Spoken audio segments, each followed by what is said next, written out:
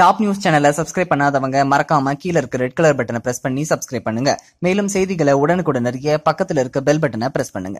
ஜெயலலிதா மறைவுக்கு பின்னர் OPS EPS இணைவதற்கு முன்பில் இருந்து பேட்டி கொடுப்பதில் இருந்து ஒரு முடிவை தீர்மானிக்கும் வரையில் செங்கோட்டையனை முன்னிலை வகித்து வந்தார். இந்த நிலையில் இந்த வருடத்திற்கான முதல் சட்டப்பேரவை கூட்டத்தொடர் வரும் 8ஆம் தேதி ஆளுநர் உரையுடன் தொடங்கப்படும் என்று அறிக்கை வெளியானது. இதனையடுத்து நேற்று முன்தினம் அதிமுக எம்எல்ஏக்கள் ஆலோசனை கூட்டம் நடைபெற்றது. இதனைத் தொடர்ந்து அவை முனைவர் பொறுப்பில் இருந்து அமைச்சர் செங்கோட்டையன் விடுவிக்கப்பட்டு அவருக்கு பதிலாக ஓபிஎஸ் அவை முனைவராக நியமனம் செய்யப்பட்டார். அவைத் தலைவர் பதவி, அவை முனைவர் பதவி என அடுத்தடுத்த பதவிகள் போனதால் செங்கோட்டையன் விருத்தியில் இருந்ததாக கூறப்படுகிறது.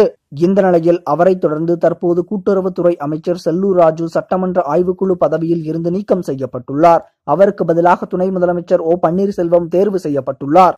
ஏற்கனவே டிடிவி தினகரன் ஸ்லீப்பர் செல் பட்டியலில் அமைச்சர் செல்லூர் ராஜுவும் இருப்பதாக கூறப்படுகிறது.